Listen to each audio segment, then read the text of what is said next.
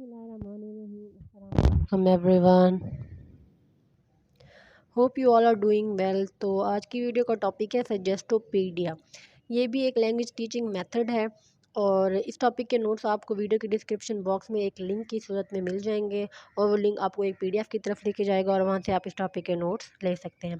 Suggestopedia को डिसजेस्टोपीडिया भी कहते हैं। ये एक मेथड था जो कि बल्गेरियन साइकियाट्रिस्ट एजुकेटर जॉर्जी लोजानोव ने 1979 में डेवलप किया था। लोजानोव का जो सजेस्टोपेडिक मेथड है टीचिंग का, किसी फॉरेन लैंग्वेज को टीच करने का, उसमें ऐसी रिलैक्सेशन टेक्निक्स को यूज़ करना है जो कि रिसेप्टिव मूड को प्रोड्यूस कर सके स्टूडेंट्स को जब वो लिसन कर रहे होते हैं या लर्न कर रहे होते हैं टीचिंग मटेरियल को।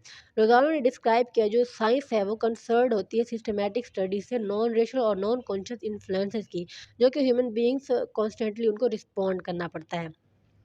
तो बेसिकली सजेस्टोपीडिया का मतलब है कि ये एक ऐसा रिलैक्स और पॉजिटिव लर्निंग एनवायरनमेंट क्रिएट करने के ऊपर फोकस करता है जो कि स्टूडेंट्स को रिलैक्सेशन दे सके, ईज़ दे सके, और जिसमें डिफरेंट टाइप के मटेरियल्स भी यूज़ हो सकते हैं, जिसमें आर्ट हो गया, म्यूज़िक हो गया और दूसरे जो क्रिएटिव एलिमेंट्स होते हैं।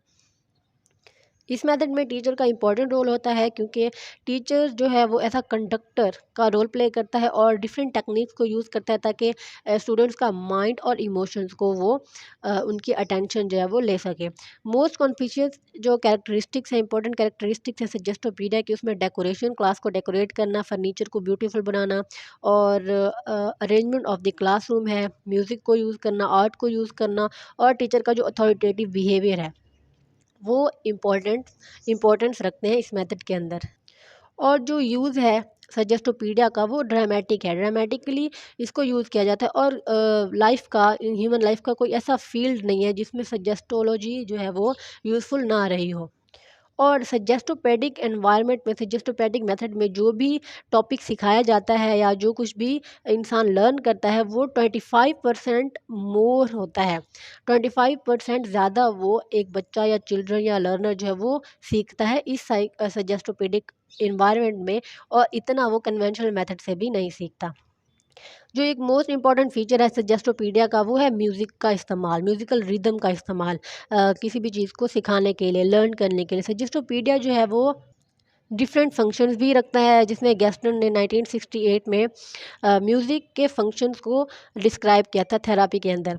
सबसे पहला फंक्शन है to facilitate the establishment and maintenance of personal relation को मेंटेन करना और इस्टेब्लिश करना। ये एक इम्पॉर्टेंट फंक्शन है म्यूज़िक का थेरापी में। To bring about increase self esteem through self satisfaction in musical performance में जाहिर सी बात है कि सेटिस्फैक्शन मिलता है इंसान को और उसका स्ट्रेस जो है वो रिलीज़ होता है। To use unique potential of rhythm to energise and bring order, और यूनिक पोटेंशियल यूज़ किया जाता है रिदम का ताकि ऑर्डर को क्रिएट किया जाए और एनर्जाइज किया जाए स्टूडेंट्स को। इसकी दो अप्रोचेज भी हैं, थेरी ऑफ लर्निंग और थेरी ऑफ लैंग्वेज।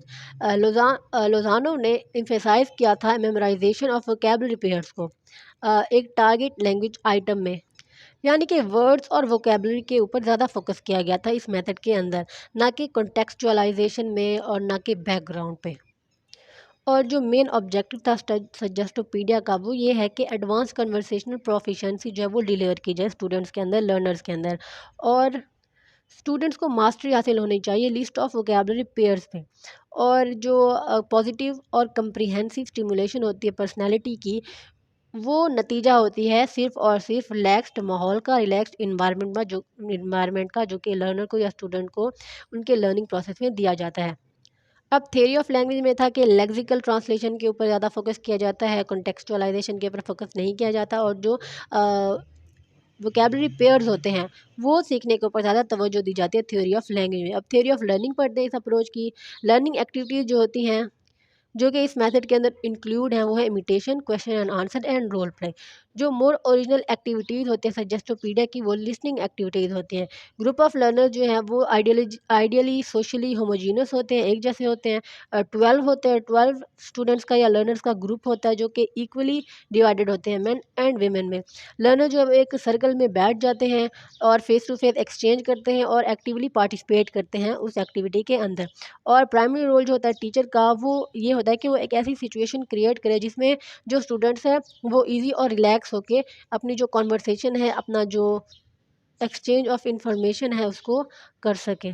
रिलैक्स माहौल और रिलैक्स एनवायरनमेंट देना चाहिए स्टूडेंट्स को, जिसमें जो ग्रुप ऑफ स्टूडेंट्स हैं जो कि 12 होते हैं और वो मेन एंड वुमेन में इक्वली डिवाइड होते हैं, वो फेस टू फेस एक्सचेंज कर सकें इन्फॉर्मेशन को और एक्टिवली पार्टिसिपेट कर सकें। प्रोसीजर भी है इस मेथड का। बैंक्रॉफ्ट ने कहा था कि जो 4 घंटे की जो लैंग्वेज लर्निंग की क्लास होती है उसकी 3 पार्ट्स हैं। सबसे पहला है ओरल रिव्यू सेक्शन। जो फर्स्ट पार्ट है उसको ओरल रिव्यू सेक्शन कहते हैं। प्रीवियसली लर्न मटेरियल जो होता है उसको इस पार्ट में एज अ बेस यूज़ किया जाता है, जिसमें टीचर और जो 12 स्टूडेंट्स का जो ग्रुप होता है क्लास के अंदर वो डिस्कस करते हैं। जितने भी पार्टिसिपेंट्स होते हैं वो एक सर्कल में बैठ जाते हैं, जो कि चेयर्स के ऊपर कंसिस्ट करता है, यानी कि चेयर्स में अपना एक ग्रुप जो है वो बैठ जाता है और डिस्कशन एक सेमिनार की तरह होती है। और इसमें 2 तरह की स्टडीज़ होती है, माइक्रो स्टडीज़ और मैक्रो स्टडीज़। माइक्रो स्टडीज़ में जो स्पेसिफिक अटेंशन होती है वो ग्रामर, वोकेबलरी और प्रिसाइज क्वेश्चन एंड आंसर के ऊपर दी जाती है, और जो मैक्रो स्टडी होती है उसमें role playing, wide ranging, innovative language construction के ऊपर फोकस किया जाता है। सेकंड है न्यू मटेरियल। सेकंड पार्ट में जो डिस्कशन होती है क्लास की और टीचर की, जो न्यू मटेरियल है वो प्रेजेंट किया जाता है और न्यू मटेरियल को डिस्कस किया जाता है। और इसमें न्यू डायलॉग जो है वो फोकस किया जाता है, उसके ऊपर फोकस किया जाता है। और नेटिव लैंग्वेज ट्रांसलेशन जो होती है और डिस्कशन जो होती है, और कोई भी इशू होता है ग्रामर का, वोकैबलरी का या कंटेंट का, जो कि टीचर को फील होता है कि इम्पॉर्टेंट है, यानी कि अगर टीचर को फील होता है कि स्टूडेंट्स की ग्रामर वीक है, वोकैबलरी वीक है या कंटेंट वीक है, तो वो उसी तरह का टॉपिक लेकर आता है और उसी के ऊपर डिस्कशन होती है क्लास में। बैंक ऑफ ने ये नोट किया कि जो ये सेशन है वो टिपिकली टारगेट लैंग्वेज में कंडक्ट किया जाता है, मीन्स कि इसमें नेटिव लैंग्वेज यूज़ नहीं की जाती। ये जो सर्कल बनाया हुआ होता है जिसमें सारे स्टूडेंट्स और टीचर्स बैठे होते हैं, और जबकि जो स्टूडेंट्स होते हैं वो जिस लैंग्वेज में इजी फील करते हैं उसी में ही क्वेश्चन और आंसर करते हैं। थर्ड है कॉन्सर्ट सेशन। ये थर्ड पार्ट है और इसमें ये जो पार्ट है ये एक बेस्ट नॉन पार्ट है, मीन्स कि इम्पोर्टेंट पार्ट है। कंसर्ट सेशन जो है ये सजेस्टोपीडिया का। टू सम अप एलिमेंट्स जो हैं डिफरेंट अप्रोचेस के, वो ऑब्जर्वेबल हैं लजानो मेथड में। डायरेक्ट मेथड से जो लिंग्विस्टिक अप्रोचेस हैं वो इनिशियल और ओरल प्रेजेंटेशन में आती हैं, और जो आर्मी स्पेशलाइज्ड ट्रेनिंग प्रोग्राम है वो प्रेजेंटेशन ऑफ डायलॉग में आता है नेटिव लैंग्वेज में स्टूडेंट्स की, जिसमें वो अपनी नेटिव लैंग्वेज में जो है मीनिंग को सप्लाई करते हैं। जबकि फिर वो इमीडिएटली टारगेट लैंग्वेज को भी यूज़ करते हैं स्मॉल ग्रुप्स के अंदर, टारगेट लैंग्वेज में भी वो कॉन्वर्सेशन करते हैं।